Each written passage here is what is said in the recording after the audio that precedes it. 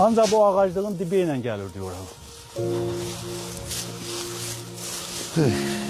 Onlar bu təpədən çıxıb buraya girmişdi. Yəni buradan qaçdı.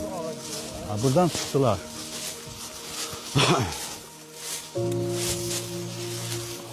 Böyükgön kolma var. Əkilmişdi ya. Artdı be.